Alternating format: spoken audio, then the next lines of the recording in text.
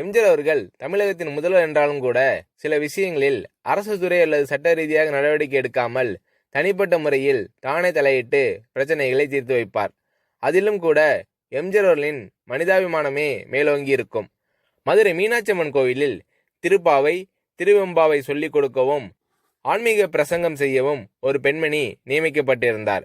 அவரது மறைவுக்கு பிறகு அந்த பணி அவரது மகளுக்கு வழங்கப்பட்டது. அறநிலைத்துறை மூலம் அவருக்கு மாத சம்பளமும் உண்டு.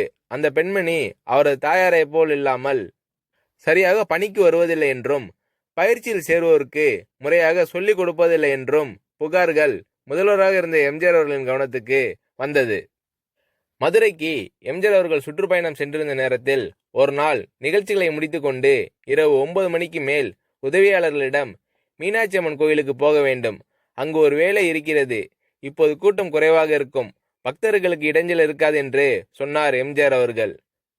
போலீஸ் அதிகாரிகளையும் வரவேண்டாம் என்று கூறிவிட்டார் எம்ஜிஆர் அவர்கள். கோவில் அதிகாரிகளுக்கு மட்டும் முன்கூட்டியே தகவல் தெரிவித்ததுடன் தனது வருகை யாருக்கும் தெரிய வேண்டாம் என்றும் எம்ஜிஆர் அவர்கள் சொல்லிவிட்டார்.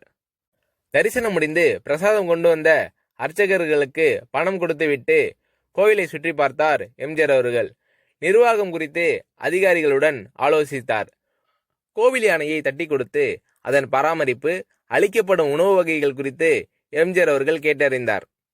கோவில் அலுவலகத்துக்கு சென்று அர்ச்சகர்களிடம் திருப்பாவை திருவெண்பாவை சொல்லிக் கொடுக்கும் பெண்மணியை தன்னை வந்து பார்க்க சொல்லும்படி எம்ஜிஆர் அவர்கள் கூறினார். புகார்கள் குறித்து விசாரிக்கத்தான் முதல்வர் எம்ஜிஆர் அவர்கள் அழைக்கிறார் என்று அந்த பெண்மணிக்கு தெரிந்துவிட்டது.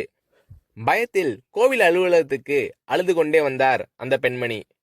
அவரை எம்ஜிஆர் அவர்கள் உட்கார சொன்னார். ஆனால் அந்த பெண் தொடர்ந்து விக்கி விக்கி அழுதபடியே நின்றார். அவரிடம் எம்ஜிஆர் அவர்கள் கனிவுடன், அழாதே அம்மா, தப்பு உங்கள் பேரில் தானே, உங்கள் தாயார் இந்த பணியை எவ்வளவு சிறப்பாக செய்தார், நீங்களும் அதேபோல் பணியாற்றுவீர்கள் என்று நம்பிதானே உங்களுக்கு அந்த பொறுப்பை கொடுத்திருக்கிறார்கள். தெய்வீகமான விஷயங்களை 4 பேருக்கு சொல்லிக் கொடுக்கும் பணியில் இருக்கும் நீங்கள் அதை பொறுப்போடும் அர்ப்பணிப்போடும் செய்ய வேண்டாமா என்றார் எம்ஜிஆர் அவர்கள். அந்த பெண் அழுதவாறே, இனிமேல் ஒழுங்காக பணியாற்றுகிறேன் ஐயா, பணியில் கவனமாக இருப்பேன், என்னை நீங்கள் நம்பலாம் என்றார்.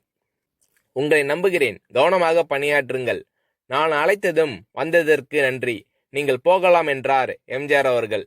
அதன் பின்னர் அந்த பெண்மணி ஈடுபாட்டோடு பணி செய்தார். எம்ஜிஆர் அவர்கள் நினைத்திருந்தால் அந்த பெண்ணை வேலையை விட்டு நீக்கியிருக்கலாம், அல்லது அறநிலைத்துறை அதிகாரிகள் மூலம் நடவடிக்கை எடுக்க சொல்லியிருக்கலாம். மதுரை வந்தபோது தானே நேரில் கோவிலுக்கு சென்று அந்த பெண்மணியை அழைத்து அறிவுரை வழங்கினார் என்றால் அதற்கு அந்த பெண்மணியின் குடும்ப சூழலை அறிந்து வைத்திருந்த எம்ஜிஆர் அவர்களின் மனிதாபிமானம்தான் காரணம்.